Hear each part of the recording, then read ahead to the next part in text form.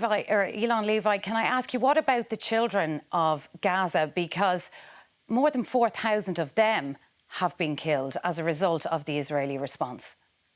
The suffering in the Gaza Strip as a result of Hamas's decision to declare war on us on October 7th is heartbreaking. None of us want to be in this situation. This isn't a war that Israel started. It's not a war that we wanted. It's not a war that we even expected.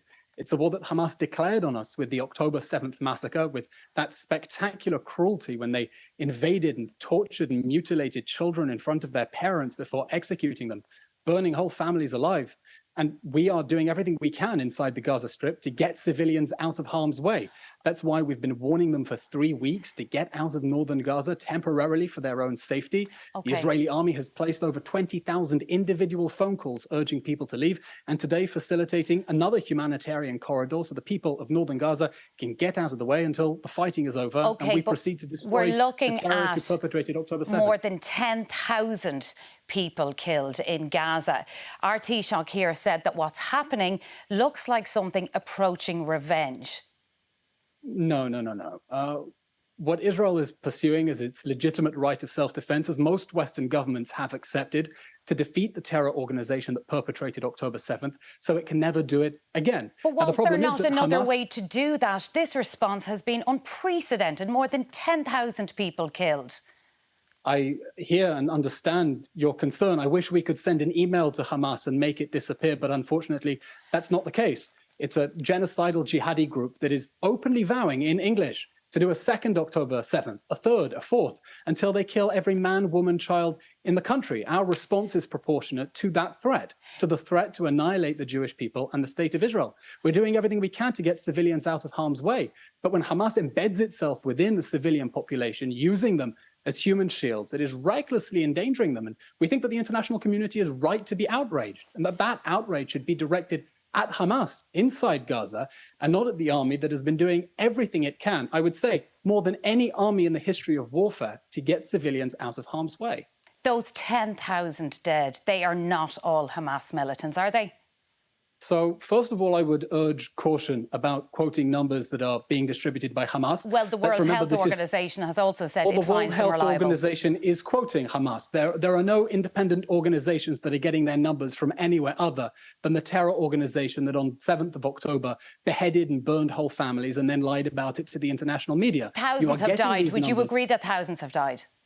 I do not know the exact number. I'm saying, as we saw just the other week, when an Islamic Jihad rocket hit a hospital and Hamas immediately blamed Israel, that the world should treat anything Hamas is saying with a huge pinch of salt, because Hamas is deliberately spreading disinformation to attract international sympathy and stop Israel from exercising its legitimate right to dismantle the terror organization that perpetrated the biggest massacre of Jews since the Holocaust. UN agencies and charities have also called for a ceasefire. However, they say the humanitarian situation on the ground is unbearable, that civilians are bearing the brunt of this.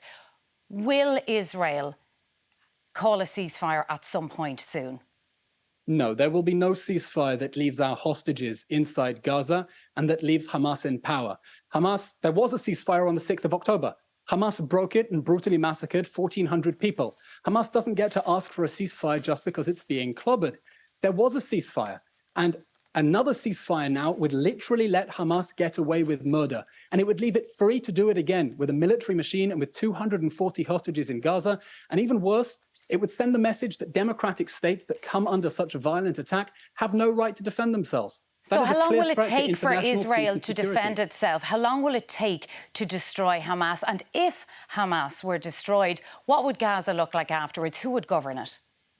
I'm not going to speculate on the timetable, but unfortunately, the road ahead is going to be long and it is going to be difficult. You know, for many years, Israel avoided this sort of ground operation because we didn't want to see the scenes that we're seeing now. But the October 7th massacre left us no choice. Now, we're exploring several contingencies for what can happen the day after Hamas. The common denominator among all of them is that the Gaza Strip must be demilitarized so it can't be used as a base for terror attacks against Israel. What I can say is the day after Hamas, the Gaza Strip will be such that it no longer presents a security threat to the south of Israel, will give security to Israel's people, and will give new opportunities for the Palestinians. And do you believe that what Israel, choose a different path? Do you believe what Israel is now doing to the Gaza Strip, destroying infrastructure, killing thousands of people, leaving children orphaned, will make Israel a more secure state? I wish we had another choice other than to destroy the terror organization that perpetrated the biggest massacre of Jews since the Holocaust. I wish we could ask Hamas nicely to leave us alone and they would leave us in peace. But they are openly vowing to perpetrate another October 7th again and again and again until they have destroyed our state. That was from an interview with Ghazi Hamad, the Hamas spokesman to Lebanese TV, on the 24th of October, a threat that he since repeated in subsequent interviews. This is the threat we are facing. A jihadi group that openly says it wants to destroy our country and murder every man, woman, and child.